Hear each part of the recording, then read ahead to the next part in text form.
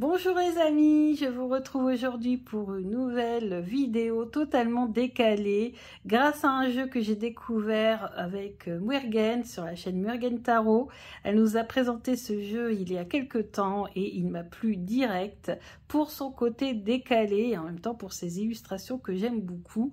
En plus, en tant que fan de X-Files, Stargate SG1, le film Paul et ses côtés, et la SF aussi, hein. Bon, moi je lis pas de BD ou de romans graphiques, mais j'étais fan d'X-Files quand j'étais plus jeune, à Stargate SG1, et ça parle bien sûr d'extraterrestres, tout ça, et je me suis dit tiens, pour Halloween, en plus le dernier tarot que je vous ai présenté, hein, que j'ai acheté sur Tarot Collectible, il y a des aliens dedans, donc je me suis dit ça va aller totalement avec mon tarot de cette année, puisque maintenant j'ai acheté que un jeu cette année, c'était le tarot, et donc là bah, ça fera le deuxième jeu, The Mystic Martian Oracle de Lisa Porter.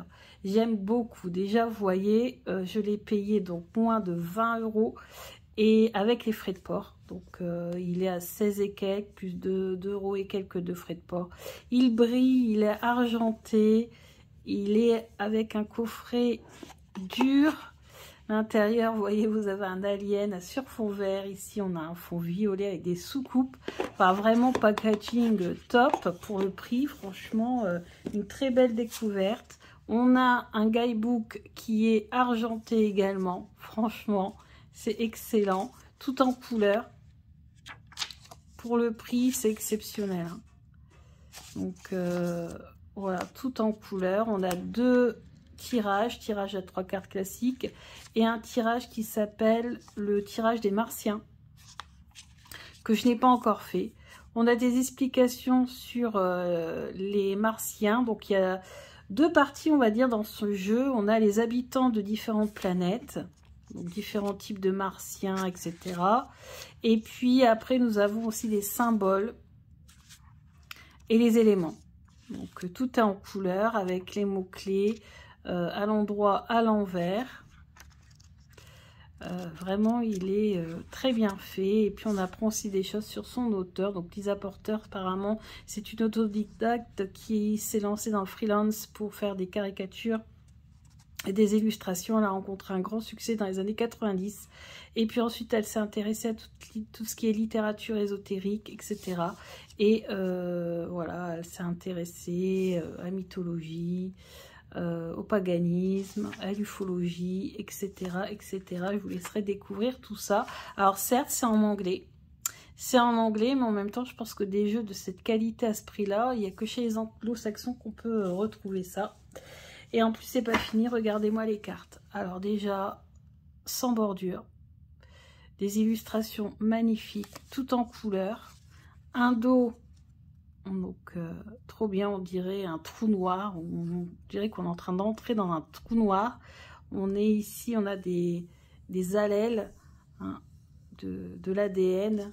Donc, les tranches sont vertes, vert métallisé. Donc, franchement, top. On a des mots-clés. Donc, c'est vraiment excellent. Les crop circles, les reptiliens, les Syriens, les habitants de Sirius, hein, de la planète Sirius, hein, sûrement. Après, je ne connais pas toutes les planètes, parce que moi, à part X-Files, Stargate et puis Paul, le film Paul, les BD, tout ça, les romans graphiques, je ne suis pas trop. Hein.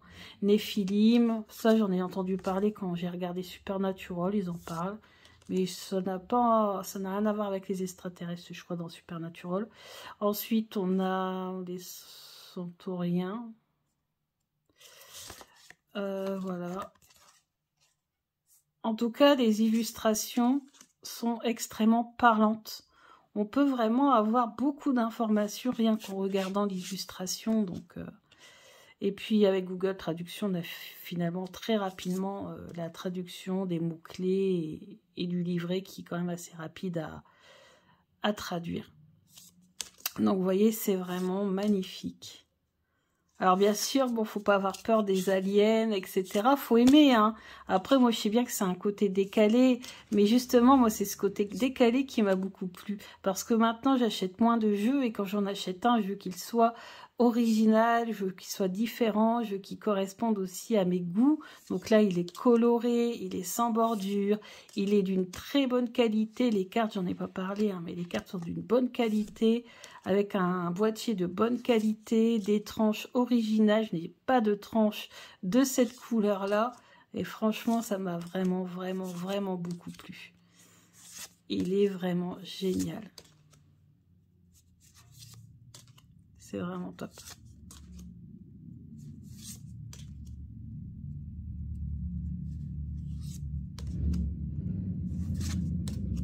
Alors, désolé, mais on a les voisins qui font du bruit avec la moto. Voilà. Donc là, ici, on a les symboles, hein, Merkaba, l'arbre de vie. Ici, on nous parle de notre ombre intérieure. Et l'Ouroboros, magnifique. Franchement, un très bon jeu. Alors, je ne vous ai pas dit le nombre de cartes. Et en fait, je ne m'en souviens plus. Donc, j'allais voir dans le livret. Je commence, c'est pas 44. C'est 40 cartes. 40 cartes, ça se termine avec l'élément eau. Voilà, voilà. Donc, on va faire l'interview. Ça fait longtemps que je n'ai pas fini une vidéo avec une interview de jeu. Donc, je me suis dit, ça sera l'occasion aujourd'hui. J'ai envie de tirer les cartes. J'ai un petit peu plus de temps. Vous avez vu que j'étais absente pendant un petit moment sur la chaîne. Bah oui, parce que le travail passe avant. Et après, j'étais toujours extrêmement fatiguée. Donc, en fait, je me reposais et j'avais un petit peu...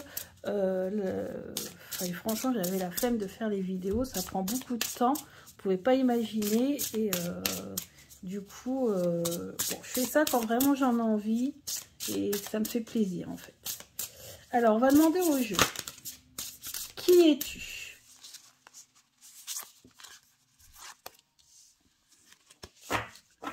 Ensuite, quelles sont tes forces? Sur quoi on va pouvoir travailler? Quelles sont tes faiblesses? Ce sur quoi on ne pourra pas travailler ensemble. Et enfin, quelle va être la nature de notre collaboration?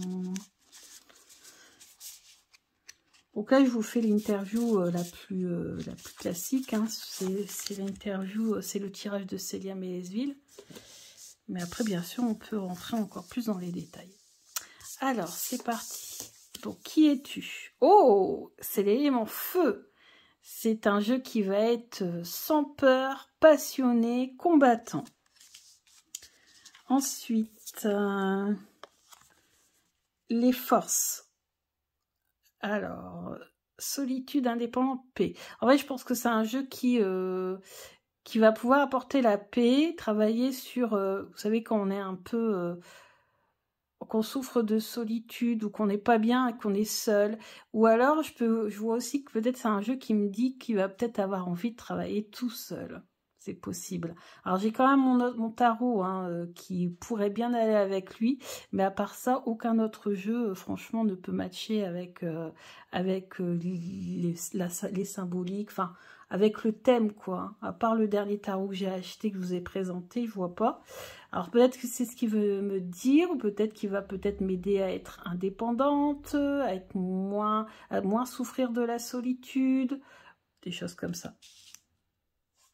Ensuite, les faiblesses de ce jeu. Ah, les leçons du passé. Alors, c'est pas un jeu qui va me permettre de voir mes vies antérieures ou ma mission de vie ou voilà. C'est pas un jeu qui est fait pour ça. Ensuite, quelle va être la nature de notre collaboration? C'est de me redonner de la force, parce qu'on voit, hein, il porte un arbre sur son épaule. Me redonner de la force, peut-être arrêter de regarder en arrière, parce que le personnage regarde en arrière. L'arrière, c'est dans les cartes à gauche, c'est le passé.